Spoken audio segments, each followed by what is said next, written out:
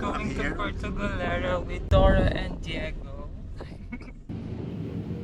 Hey y'all, Poor Man's Passport Guide here, and I'm gonna show you my weekend getaway date.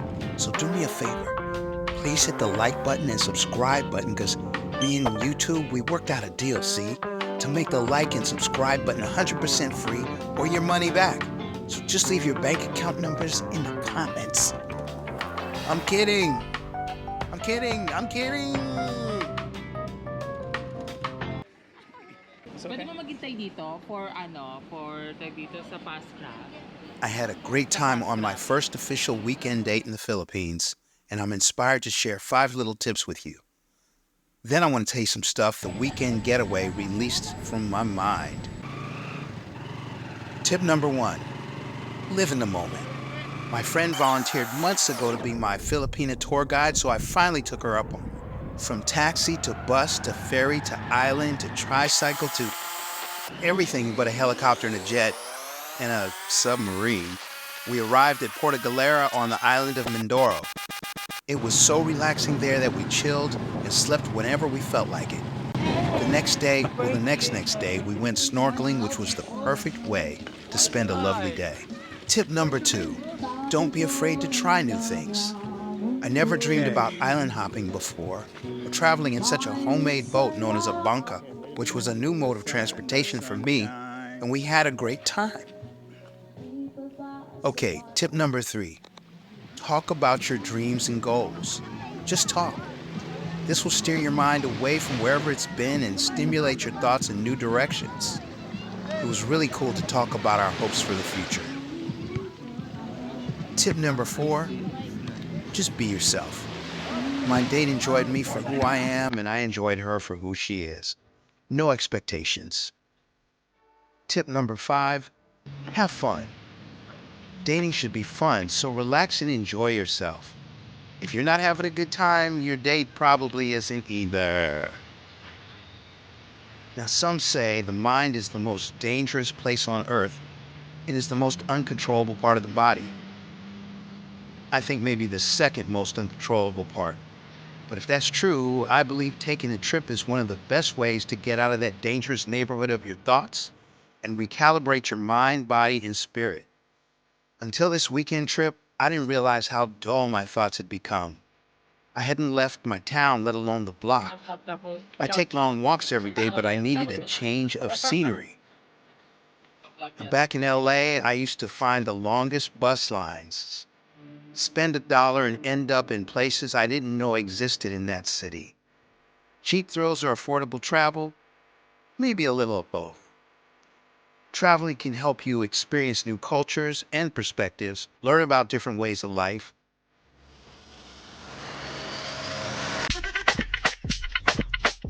Vixe, minha gente, isso não é mais uma mulher. Isso é uma plantação inteirinha de chibio.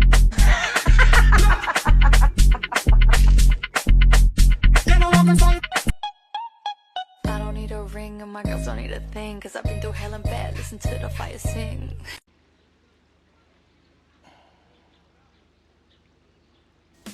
But you know what can happen when you experience something new?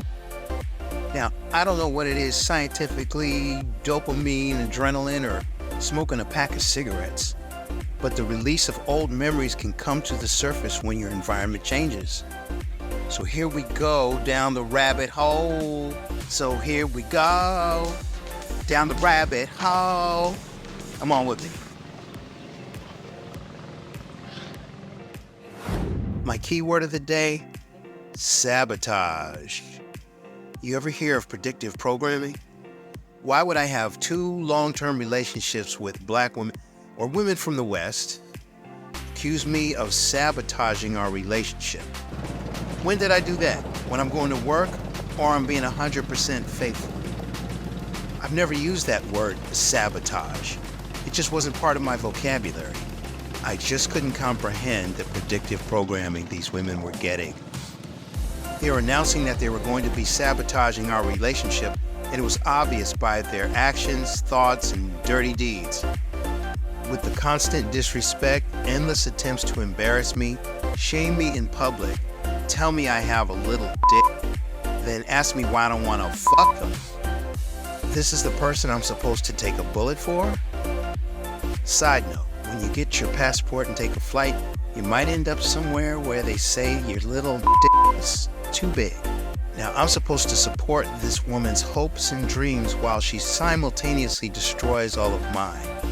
What's that about? Now, I'm not blameless by any means. However, as many men do, we enter the relationship for it to work on all levels by any means necessary. Who has time to waste? Who has life to waste? And it reminds me of that good old scorpion story. The scorpion and the frog is an animal fable, which teaches that vicious people cannot resist hurting others, even when it is not in their own interests. So there's this scorpion, who lived in San Bernardino, California. And this scorpion, well, she wants to cross a river but can't swim. So she asks this frog, to carry her, across the river. So this frog hesitates, afraid the scorpion might sting him.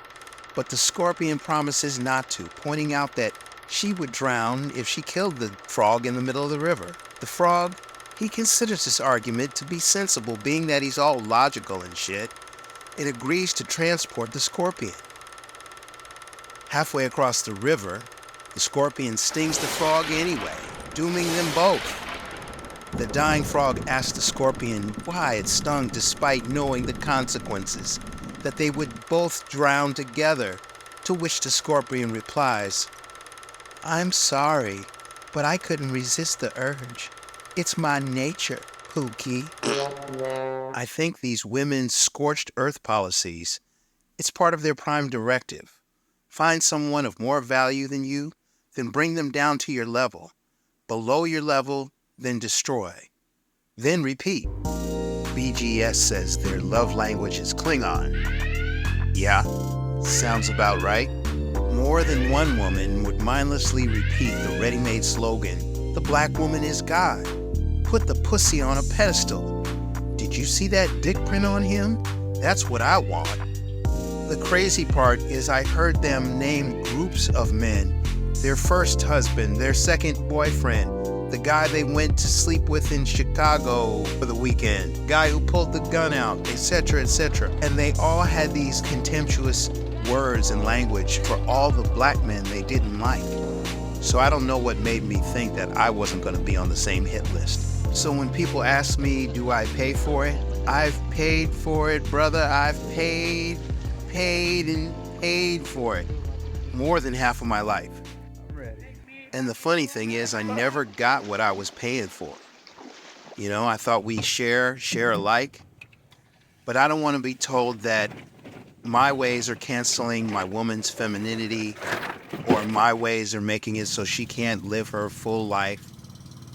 And I'm done with that. I got my passport. I got out of the Matrix. Here I am right now, having the best weekend I've had in years. I am grateful to be here another day, wake up, get another shot at doing another video and bring you this content. If you want to support the channel, you can go to PayPal or Cash App and take care of it like that. Anyway, I'll see you the next time. Poor Man's Passport Guide, out.